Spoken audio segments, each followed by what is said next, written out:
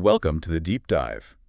Today we're plunging into an event that, well, it still echoes decades later, the death of Princess Diana. It really does. We're going to look closely at the sources you've shared, unpack what happened that night in Paris, the official story, and, crucially, why so many people still feel, well, that the story isn't quite finished. Exactly. This isn't just about laying out a timeline. It's more about navigating the different narratives, the official findings versus the alternative theories, and that huge wave of public feeling that really shaped everything afterwards. Right. So let's start at the beginning, or near the end, I suppose. Summer of 1997.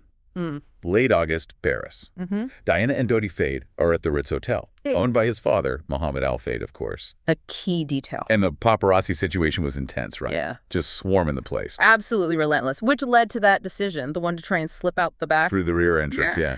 Hoping for a clean getaway in a Mercedes-Benz. With Henri Paul driving. He was the acting head of security at the Ritz. But that attempt to dodge the photographers, it didn't work out. It turned into a chase. A high-speed chase, yeah.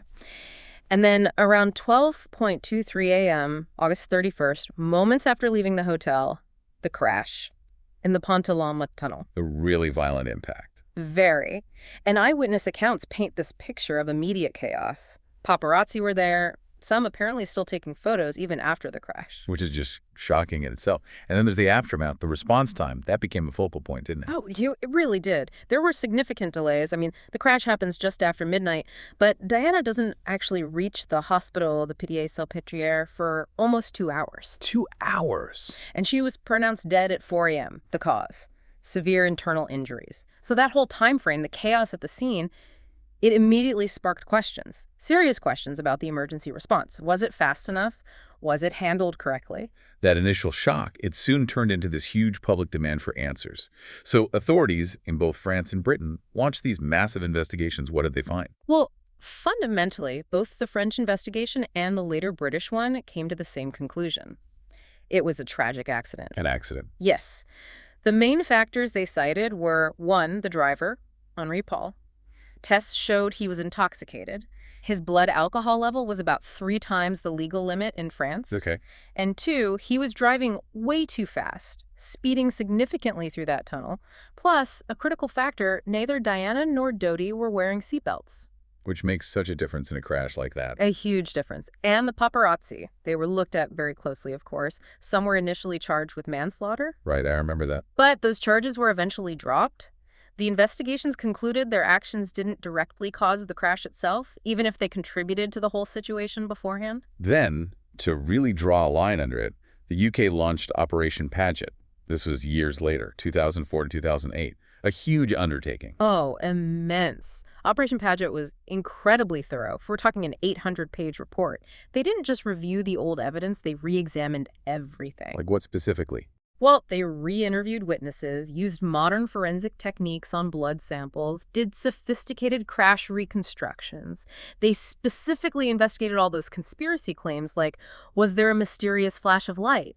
Was another car involved? Did MI6 interfere? And their conclusion. After all that, they firmly concluded, no conspiracy, no foul play. It was an accident caused by Henri Paul's intoxication and excessive speed, compounded by the lack of seatbelts.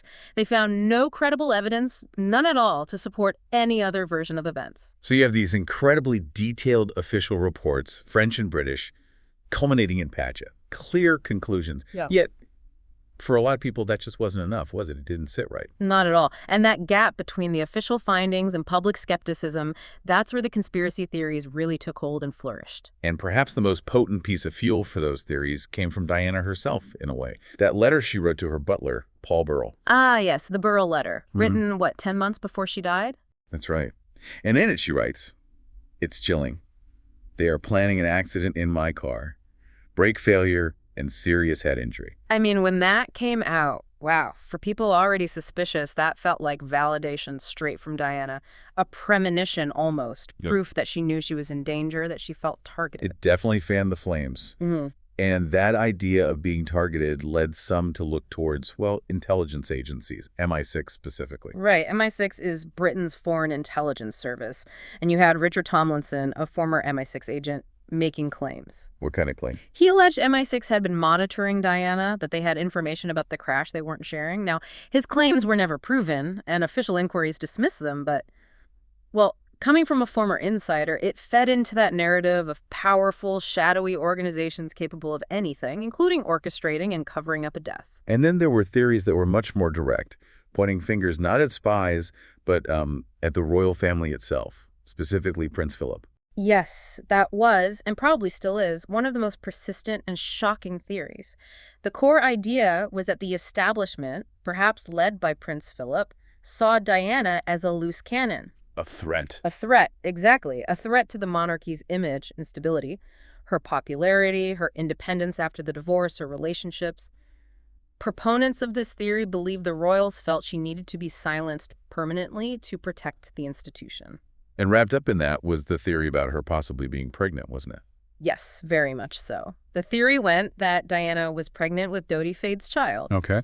and that the idea of a future king of England having a Muslim half-sibling stepfather, well, that this was simply unacceptable to the royal family.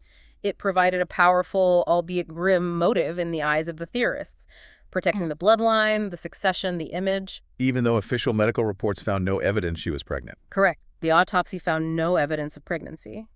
But like many aspects of these theories, that official finding didn't necessarily convince those who already believed otherwise. What about the paparazzi then? We know the investigations cleared them of causing the crash, but in the conspiracy narrative, what role did they play? Were they just reckless or something more? Their role is complex. Undeniably, their pursuit created the dangerous context. But in some theories, they weren't just reckless bystanders.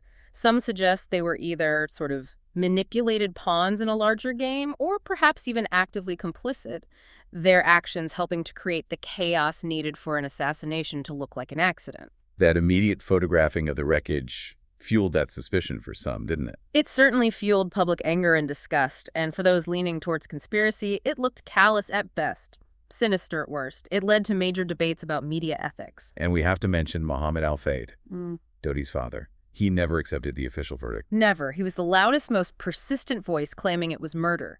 He spent a fortune on private investigations, legal battles. Convinced it was an MI6 plot ordered by Prince Philip. Absolutely convinced to stop Diana marrying Dodi and, in his view, carrying Dodi's child.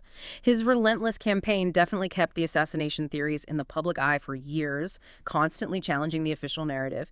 He really drove that counter-narrative. Moving beyond the whodunit aspect, Diana's death had this just immense impact on public feeling and on the monarchy itself.